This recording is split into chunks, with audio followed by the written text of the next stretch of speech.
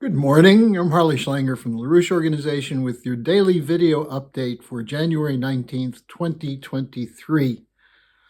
Well, we're going to look at what's coming out of the Davos meeting, which is the marching orders from the international financial cartels for war and a commitment to looting.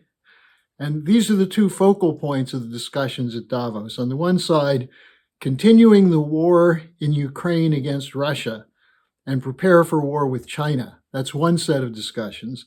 And the other is the idea that you must reject de-dollarization, reject de-globalization, and instead move ahead with what British apologist Niall Ferguson calls reglobalization.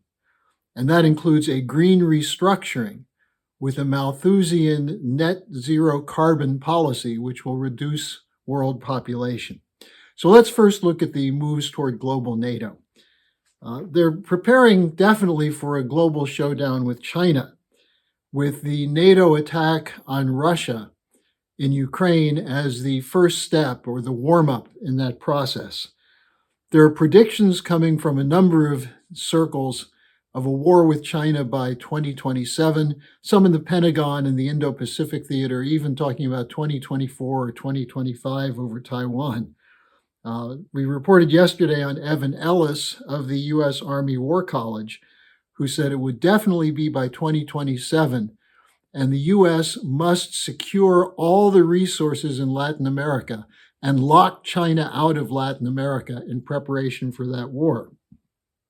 At Davos itself, you had Zelenska, the wife of President Zelensky, there begging for money on Tuesday, and then yesterday, a video performance by President Zelensky, again saying, we can win, it's a terrible situation, we need money, we need aid.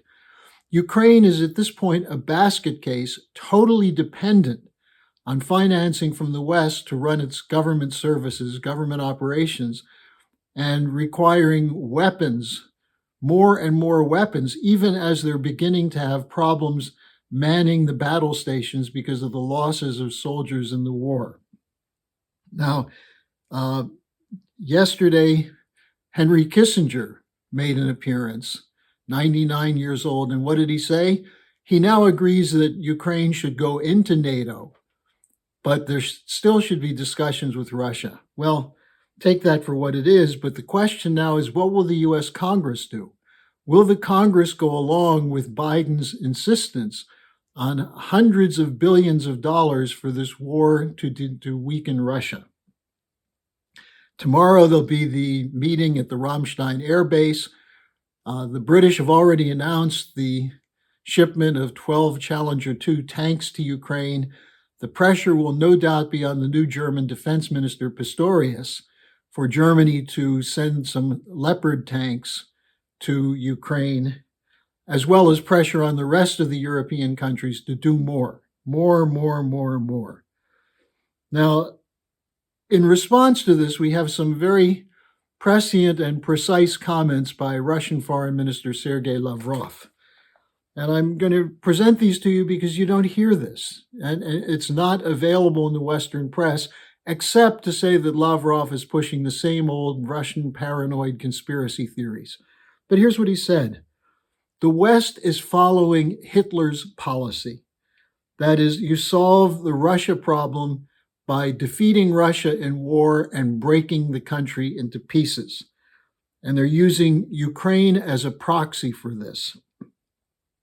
And he said that that's what's behind this idea of a consolidation of the European Union and NATO. He said the idea is to use the full political, economic, and military power of Europe as a means on behalf of what he called the golden billion, which is the population living in the NATO European sector of the world. This is the idea that was put forward by the Josep Borrell, the NATO or the European Union Council president, where Borrell said that Europe is a garden and the rest of the world is a jungle. To protect the standard of living of the garden, you have to keep the jungle under control. And that's what Lavrov is referring to, that attitude. And he said that something similar to what's being done in Europe is being prepared for the Indo-Pacific region with the AUKUS agreement, the Australia, US, UK agreement, the Anglo-Saxon alignment with Japan. Japan is now preparing to change its constitution to be able to allow more money to go into weapons. Now, what Lavrov said, that while this is going on with the Anglo-Americans, with the European NATO alliance, the rest of the world is organizing to break out from under the threatened dictatorship of the unipolar world. He talked about the BRICS, the Shanghai Cooperation Organization, the Eurasian Economic Union. He said these countries possess vast resources. They're becoming new centers of economic growth, real growth. And he said they're developing new financial options to avoid dependence on the dollar, to end the era of neocolonialism. Lavrov is absolutely right about that. This is part of the other side of the Davos discussion on the economy. It's green, green, green. Speed up the push for net zero carbon policy. But this is happening as a policy of deindustrialization. How is this policy going to serve the interests of the people of Europe as they become poorer and poorer? Energy prices go higher and higher, and Europe devolves into a kind of neo-feudal organization. Now, Niall Ferguson denounced the idea of de-globalization as a, quote, mirage. He said, quote, there is not major de-globalization going on, unquote. Now, he and others are proclaiming the progress in the battle against inflation, the recovery from the COVID crisis. And he said that essentially what they're doing is preparing for a reflation based on massive defense spending and a return to quantitative easing. In other words, reviving all the inflationary pressures that are taking away people's savings and living standards at present. Japan has a debt crisis. 20% of their budget goes to debt service. The US hits the debt ceiling today.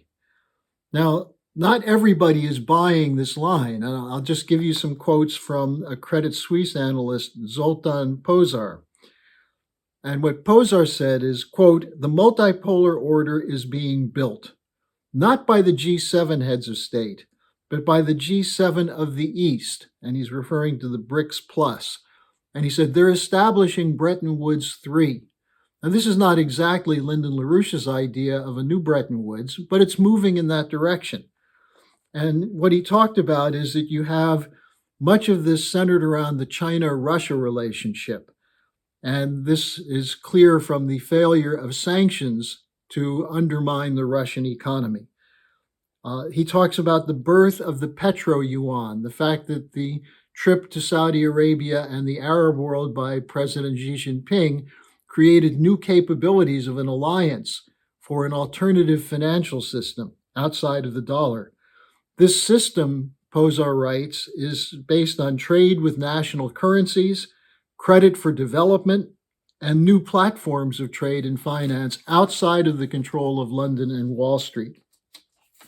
And we see this in Germany. There are new contracts being signed by German firms that include Siemens, a massive contract with India for building trains and locomotives. A leading machine tool company, DMG Mori, is going to build a state-of-the-art machine tool plant in Egypt. And so we see these kinds of shifts going on, discussion of German firms moving out of Germany where there's no longer access to cheap electricity and energy. Now, Pozsar concluded his report by saying the only way to the only way that the move away from the unipolar world will not affect Western finance will be, quote, due to a big global fight. In other words, Anglo-American finance and the corporate cartels will fight to stop this emergence of a multipolar world. Now, he doesn't say it, but that's what Global NATO is all about. That's what they're being prepared to wage. A big fight to stop the emergence of a new security and development architecture. Now, tomorrow is Friday. I'll be taking your questions on these things. There's a lot that's happening, and I'm assuming you have many questions. You can send them to me at harleysch@gmail.com.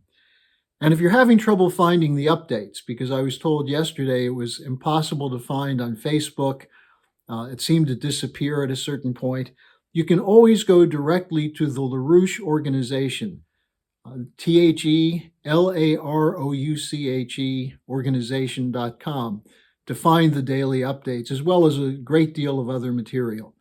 So send me your questions, and I'll be back with you tomorrow.